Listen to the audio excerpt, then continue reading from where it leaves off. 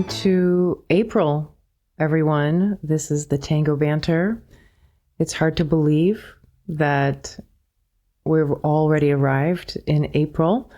And my dance card is pretty full for April. I will be dancing in Portland once again this upcoming weekend at The Thing.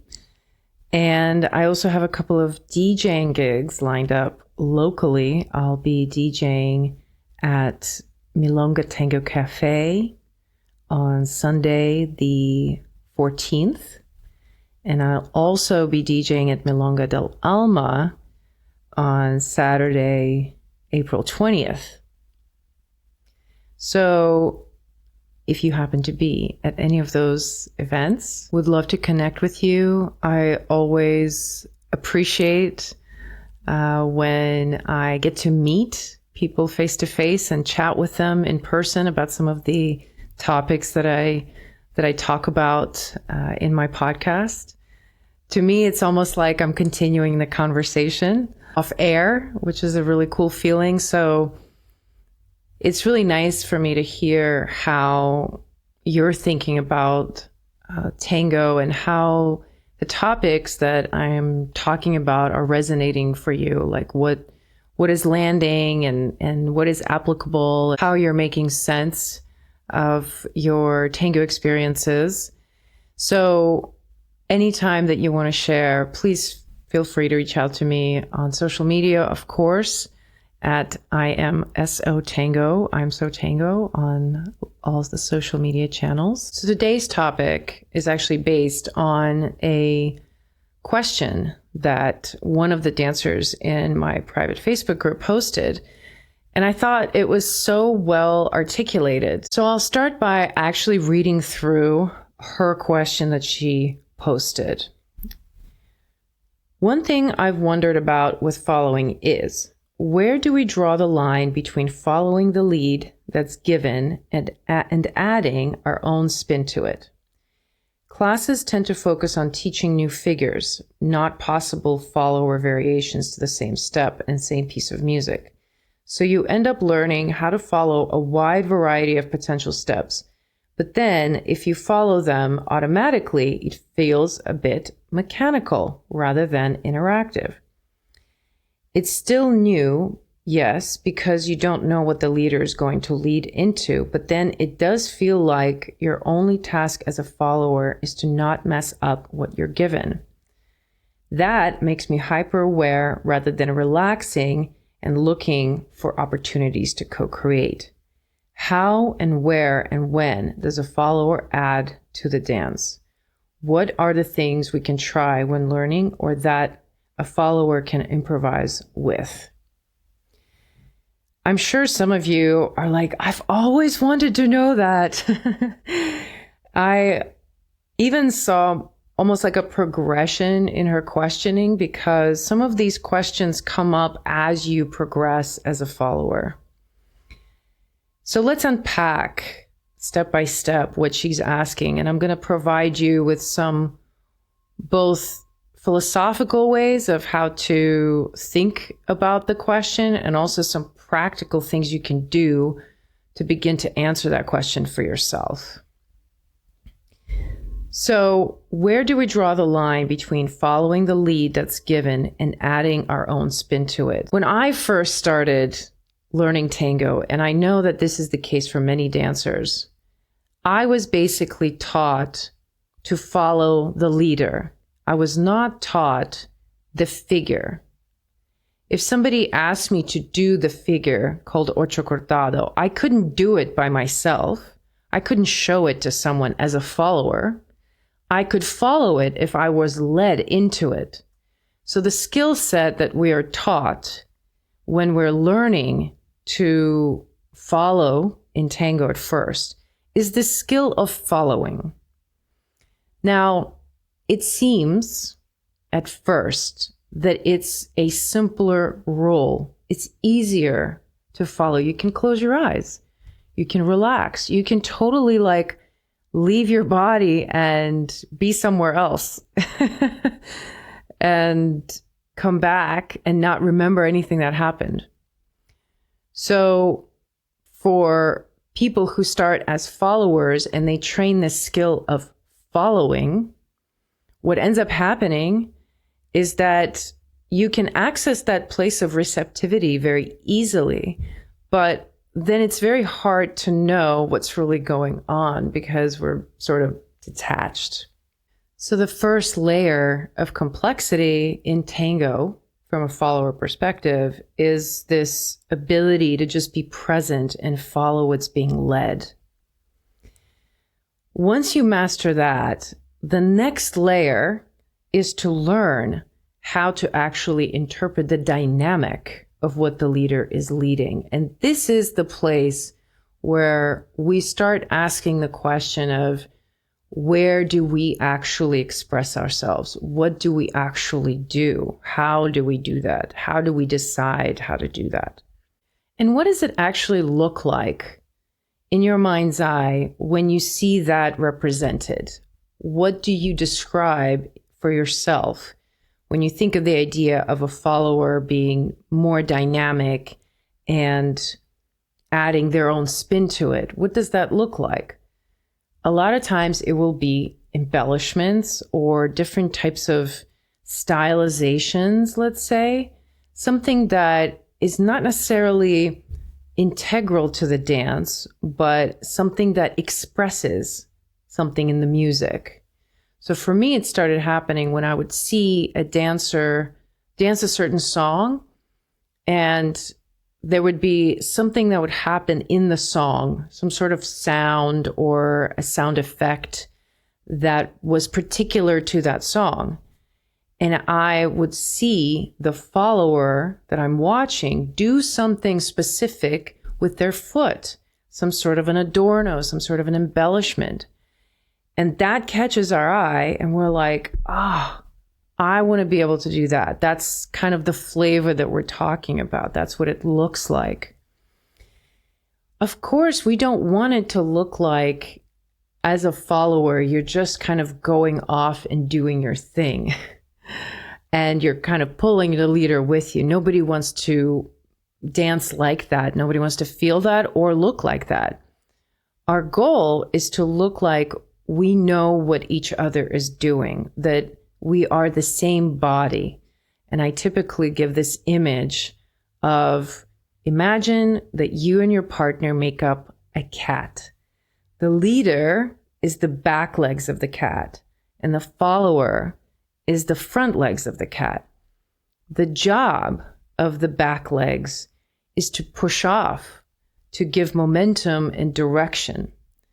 The front legs are the ones who sort of go out into space and land and grab and go and move. So with that analogy, just thinking about what would it be like to connect what the back legs are doing in the front legs, to coordinate that. So the leader is the one who has an idea. They're sending out particular tactile signal, and your job is to take that signal and do something with it as a follower and show something. And this is where adornos come in.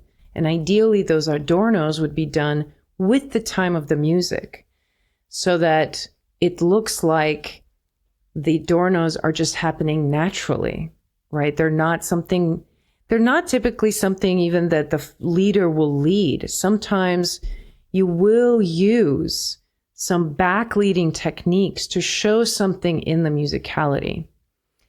At the higher level of dancing, it's very much about dancing around this line, this very line of between following and slightly back-leading. To me, that's when I follow. This is the place inside my head that I'm in, is that I'm following, I'm totally present to the idea that the leader is sending, but I'm also very active in executing it because I understand the shape of what they're trying to do, and I know the music.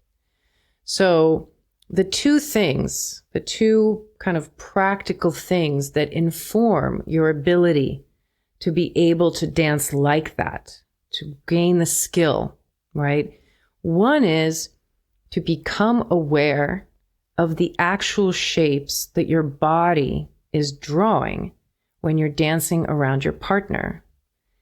We're sort of typically kind of detached from our body. We're not aware of what the body is actually doing. We're just feeling it. So to understand the geometry of the actual shapes. Another way of saying it is, I think about tango as being yoga for two people. And yoga is all about these shapes that you're taking on in the body. And you take the shape and you hold it for a little bit, and then you move on and you take another shape.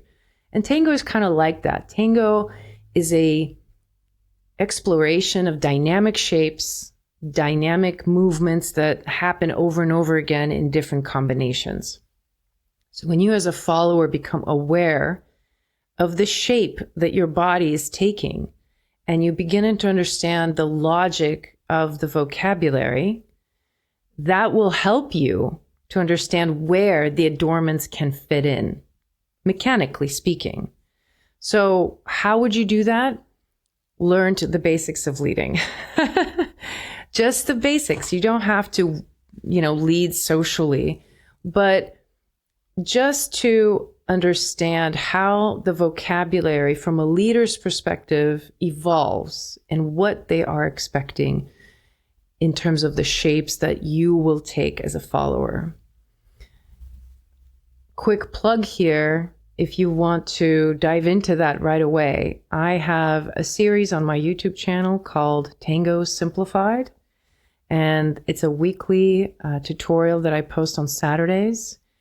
Check it out because I go through all of the basic vocabulary and explain why things work the way they do.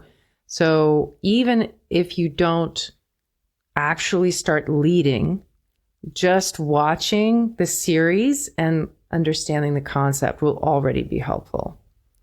Now, the second thing that you really must do if you want to dance in this way, where you find a way to be active and expressive, but not backleading, you want to make sure that you know the music. Because at that level of dancing, what's happening is that you're like a musician who's getting on stage with another musician, and you're both jazz musicians, and you're going to improvise on a song. And you know what improvisation is, right? In terms of a song, you can think about different versions of songs. For example, Frank Sinatra's New York, New York versus that same song by someone else, right? There are different versions. So you're going to have your own version that you are going to dance with your partner. It's the same song. You've danced this song a million times. But with this partner, on this night, at this milonga, it's probably the very first time you're going to dance it like this. And your job as a follower is to dance this specific song with your partner in a new way.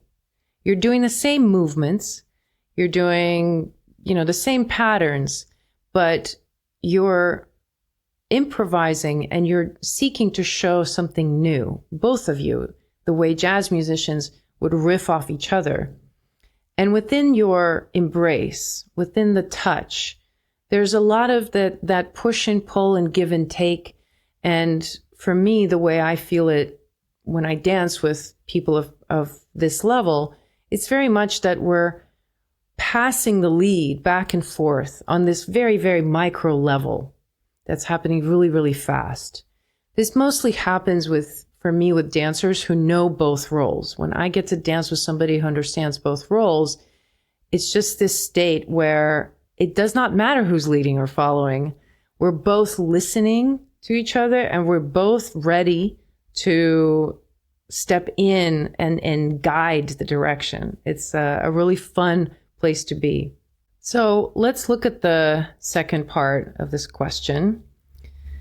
Classes tend to focus on teaching new figures, not possible follower variations to the same step and same piece of music. So you end up learning how to follow a wide variety of potential steps, but then if you follow them automatically, it feels a bit mechanical rather than interactive. It does feel like your only task as a follower is not mess up what you're given. So I want to speak to that place a little bit because I was in that place for a really long time. And it's a very frustrating place to be because you're not actually enjoying dancing when your success in this particular tanda is contingent on you perfectly executing the steps that are given to you. It ends up feeling really exhausting. Even when you do great and you don't mess up, I almost feel like, oh, thank God I made it. And I want out. I want to break. Because it's like so much pressure to perform. And I'm kind of hypersensitive to dancers who, for some reason, cause me to feel that way. And I noticed that even though I might enjoy the dance with them technically, and that might be fun, I won't seek out another dance with them. So no, you don't want to exist in that place where all of your attention is just based on perfectly following the leader. And I think when you're first learning tango, it's a phase where, yes, you're focusing on that because you're kind of learning the mechanics. And it's kind of a marker of your progression, right? Like when I first learned finally how to follow a boleo, oh my God, I was so relieved because it was such a mystery to me for weeks when my teachers would show it over and over and over again. And I could not feel what they were talking about. And when I finally got it, it was like, wow, okay, I can now relax. I'm an advanced dancer. So there is that kind of trajectory at first, but eventually it has to phase out of that. And I would say, at what point does that phase out? Well, possibly when you can follow a boleo, if you can follow the cross and stay within the line of dance and follow just some of the most basic movements. I think at that point, it's a good time to phase out of focusing on just following the leader and now move into that exploration of what are the actual shapes that you're dancing. Get to know your body as an instrument for the song. Find out what this instrument is capable of, like what's comfortable for you, what kind of movements come naturally, what kinds of movements do you really like doing. And then when it comes to your musical exploration, a lot of times people get very confused and lost as to like, what is musicality? And this is so complex and I'm still a beginner. I can't really think about musicality. I need to learn all the vocabulary. But I'm going to really simplify it to you because if you haven't noticed, I'm really into simplifying things because life is difficult as it is. Tango is already so complex. So however we can simplify it, I say go for it. So here's my way of simplifying musicality at this point for someone who really doesn't know anything about the music. You really want to learn how to express yourself with the music and you just don't know where to start. Think about a song or songs outside of tango that you really love, that make you want to move, that make you want to dance, okay? It's a song that when it comes on, it doesn't matter where you are, you start dancing, you want to turn the song up, it just makes you that joyful, okay? Imagine yourself dancing to that song. Imagine how it feels in your body, how you would be singing with the words. Maybe other people would be singing it with you because they love it so much with you. Imagine how free it makes you feel, that you know every part of the song. You know when that solo is coming in. You know when there's that beat drops. So imagine that sensation in your body and how fun that feels, how connected you are to the music. That's what musicality is. Okay, that's the experience of musicality in the body. And everybody has experienced it because we all, to some degree, love music. I guess there are people who don't like music, but I've never met a person who doesn't have some sort of musical interest. And us dancers, especially, we have a lot of musical interests. So you now know what it feels like to be musical. And your task is to find the equivalent of that in tango. So your task as a follower is to clock which orchestras make you feel the best. Which ones feel like you're transported into a different dimension and you feel so connected to your body and to your partner. And it's the orchestra that gets you the most compliments when people say you're the most musical. You want to find those kinds of songs. And parallel to that, of course, you will know a set of adornos. You know, adornos is something that interests people right away. I mean, I remember embellishments classes maybe 6 months after I started tango. I was already taking embellishment class. I already wanted to make all the embellishments. So you have a set of embellishments probably under your belt, and I bet you just don't know where to put them in, how to actually use them in the song. So the way you can imagine this inside your mind is like you have this experience of musicality that you already know in your body. You have a reference, but it's kind of far away from tango. And then you have these movements called tango adornos or embellishments that you know how to do, but you just don't know how to do them to music. And you're trying to bring those two experiences together. You want to feel that excited to the music that you're hearing. Like you want to feel that much connection to the music. And you want that connection to effortlessly express itself through these embellishments. That's your goal.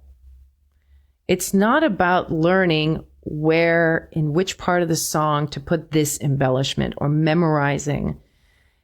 You know, I've tried that too. I did that when I was learning some sort of musicality thing at some point early on, and I was like trying to count it out. I was like, okay, every time I do an ocho cortado, I count 1, 2, 3, 4, 5, and I didn't do this thing. It doesn't work that way. Okay, it doesn't work. It has to come from your body. The embellishment is almost like the icing on top, right? You got to have the cake. You got to have the structure. You got to understand why the embellishment is even there, right? It doesn't exist in isolation from the rest. And that's how we see it. We see the embellishment as this action of the foot. It's the loudest part of the movement sometimes. It's the firework, right? It's the thing that we want. But you got to have the basis for it. You have to understand the pathway that the body took to produce it, as well as get the timing that matches the song in such a way that it makes sense. I tell you, nothing marks you more obviously as a novice, as a beginner, as when you just do embellishments by themselves just as part of your vocabulary. Like anybody who just does adornos for no reason always looks like a beginner, because it's a marker that there's not an understanding of that connection, that the movement actually must somehow relate to the music. And it's just a pathway to mastery for some, right? You got to start somewhere. And hopefully you learn with time to actually harness that energy and learn how to place these adornos correctly. But some dancers don't get there.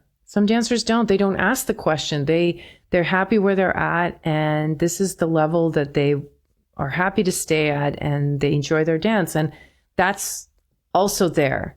So it's up to you. But if you're a dancer who's asking these kinds of questions and you want to understand and you want to get to that level of dancing where it's not about just following, and it is about this sort of alternative dimension experience of musicality in your body, the building blocks for that will be very practical.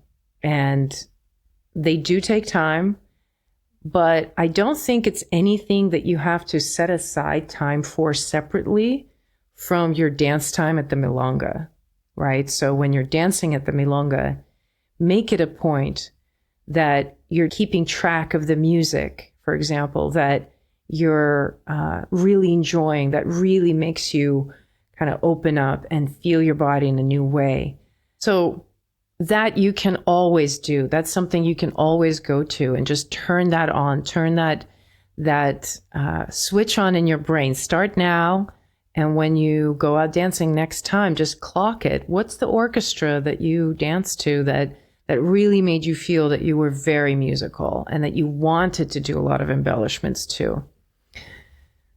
The second thing, of course, as I said, you can check out online materials. You can look up videos. You can look up my series. The other thing I would highly recommend that you watch videos of dancers that you really, really want to dance like.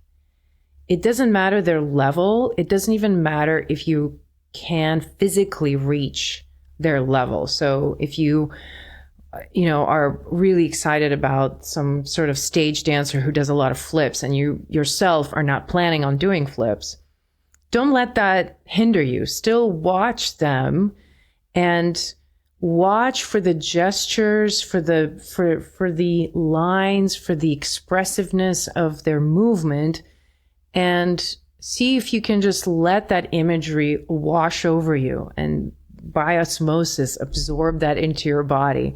I think it really works because neural mirroring is a thing where, when we watch something, our brain sort of copies that in our body. So even though you might not physically right away be able to do something that these dancers are doing, your imagination goes there and your brain will absorb the things that you need because you're enjoying it. So hopefully at this point, I've given you enough philosophical framework to understand sort of how you need to work on your following if you want to, take it to that next level, which I think everybody does. I think ultimately everyone wants to dance in this way where you're not limited by this feeling that you just need to execute everything correctly. You want to feel free. You want to express yourself. You want to feel creatively satisfied that you are connecting to something larger than yourself.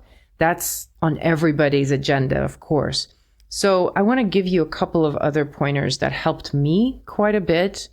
I talk a lot about this first one is making videos of yourself dancing. I mean, I can't stop talking about it. I know it's very painful. It's like pulling teeth. But making videos of yourself dance really can accelerate your understanding of where you need to put your adornos. Why?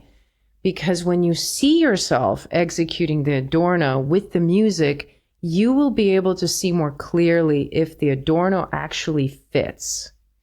So I've learned this lesson so many times. I remember one time I performed at a local milonga, and it was the D'Arienzo.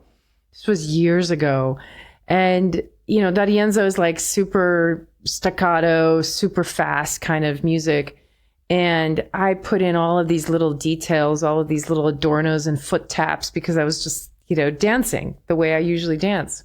And when I saw the video, I was like, oh, that looks terrible. So even though my adorno that I thought went with the music and it felt like it went with the music, when I saw the video of it, I was like, ugh. And I don't think I ever shared that video because I was like too embarrassed, So videos are a great way to give you that feedback, very, pure, objective reality that this is what it looks like. And then you can make a decision of whether it's working or not. It'll be very clear to you whether it's actually appropriate. Now, the other suggestion I have is definitely one that helped me the most ultimately of all the things that you can be doing as a follower. The more you dance, the better.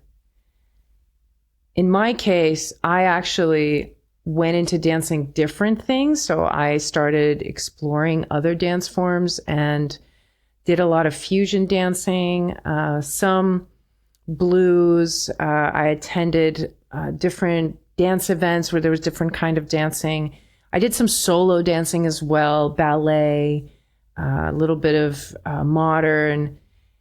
It doesn't really matter what kind of dance. I think just the task of immersing yourself in different types of rhythms and musical structures, it's just a very good way to condition your brain for music.